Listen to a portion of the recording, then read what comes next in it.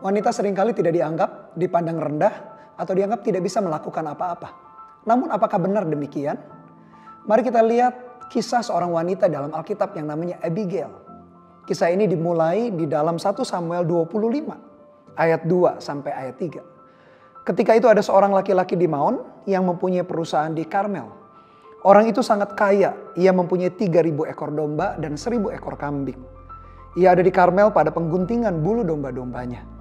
Nama orang itu Nabal dan nama istrinya Abigail. Perempuan itu bijak dan cantik, tetapi laki-laki itu kasar dan jahat kelakuannya. Ia seorang keturunan Kaleb. Dijelaskan di dalam ayat tadi bahwa Abigail adalah seorang wanita yang punya karakter yang baik dan bertolak belakang dengan karakter suaminya yang namanya Nabal.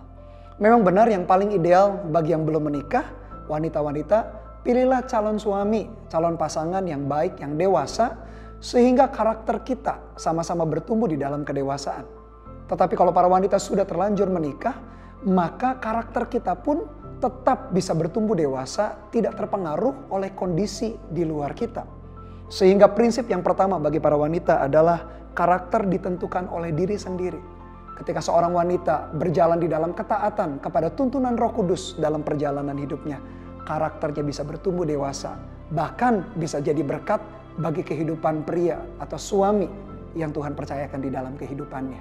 Kisah ini berlanjut dengan keengganan Nabal, yaitu suami daripada Abigail, untuk membantu Daud dan prajuritnya. Pada waktu itu kebetulan musim pengguntingan bulu domba. Seharusnya menurut budaya tradisi di zaman itu adalah sesuatu yang baik dan benar untuk menolong orang lain.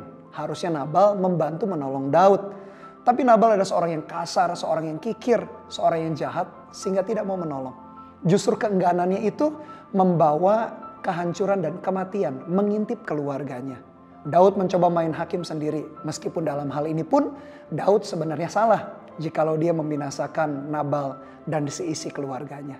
Tapi berita ini terdengar oleh Abigail dan Abigail melakukan tindakan yang sangat bijaksana.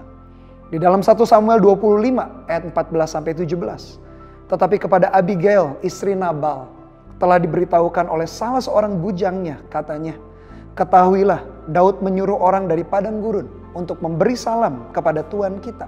Tetapi ia memaki-maki mereka. Padahal orang-orang itu sangat baik kepada kami.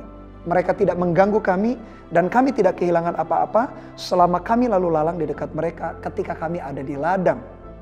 Mereka seperti pagar tembok sekeliling siang malam selama kami menggembalakan domba-domba di dekat mereka. Oleh sebab itu, pikirkanlah dan pertimbangkanlah apa yang harus kau perbuat. Sebab telah diputuskan bahwa celaka akan didatangkan kepada Tuhan kita dan kepada seisi rumahnya. Dan ia seorang yang dursila sehingga orang tidak dapat berbicara dengan dia. Abigail menjumpai kondisi yang mengerikan, menakutkan.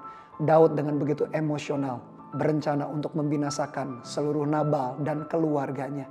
Tapi perhatikan, Abigail adalah seorang wanita yang bijaksana. Oleh karena itu prinsip yang kedua bagi para wanita, kerahkan seluruh kemampuan yang terbaik. Di dalam kondisi yang mengancam sekalipun, akhirnya Abigail dengan cara yang hebat, dia menaklukkan hati Daud sehingga Daud tidak jadi membinasakan seisi keluarganya. Dia bahkan memberikan makanan kepada Daud dengan tujuan supaya Daud tidak jadi murka kepada seluruh keluarga daripada Nabal. Loyalitas yang seperti ini ditunjukkan dengan secara yang luar biasa oleh Abigail. Meskipun waktu itu wanita dianggap rendah, wanita dianggap tidak bisa melakukan apa-apa, tapi dia tetap bertindak mengerahkan seluruh kemampuannya dan tanpa disadari yang dia lakukan menyelamatkan keluarganya. 1 Samuel 25 ayat 23 kisah ini berlanjut. Ketika Abigail melihat Daud, segeralah ia turun dari atas keledainya lalu sujud menyembah di depan Daud dengan mukanya sampai ke tanah. Ia sujud pada kaki Daud serta berkata, "Aku sajalah ya Tuanku yang menanggung kesalahan itu. Izinkanlah hambamu ini berbicara kepadamu dan dengarkanlah perkataan hambamu ini. Janganlah kiranya Tuanku mengindahkan Nabal, orang yang dursila itu. Sebab seperti namanya demikianlah ia. Nabal namanya dan bebal orangnya. Tetapi aku hambamu ini tidak melihat orang-orang yang Tuanku suruh. Oleh sebab itu Tuanku, demi Tuhan yang hidup dan demi hidupmu yang dicegah Tuhan, daripada melakukan hutang darah dan daripada bertindak sendiri dalam mencari keadilan, biarlah menjadi sama seperti Nabal, musuhmu dan orang yang bermaksud jahat terhadap Tuanku. Daud yang lagi emosional, Daud yang lagi marah. Dia mau balas dendam akan penghinaan yang dilakukan Nabal. Tetapi justru dengan tindakan seorang wanita yang namanya Abigail, dia mengambil kesalahan suaminya, ditanggungkan atas dirinya. Dan dia punya belas kasihan bukan hanya kepada keluarga, kepada Daud. Kalau Daud tetap di dalam pembalasan dendamnya, tentu saja keadilan atau penghukuman Tuhan pun akan turun dalam hidup Daud.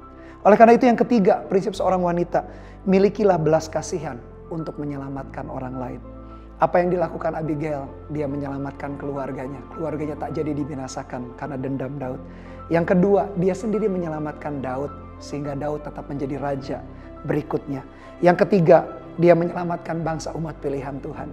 Karena Daud harus menjadi raja, pemerintah di hari yang mendatang. Dan tanpa disadari, dia juga menjadi orang yang ikut menyelesaikan rencana Tuhan. Mesias datang dari keturunan Daud. Ketika Daud diselamatkan hidupnya tanda petik, tidak jadi membalas dendam. Justru lewat Abigail lah semua orang diselamatkan dalam perjalanan hidupnya. Oleh karena itu, para wanita, jadilah wanita yang bijak. Jadilah wanita yang cantik luar dan dalam.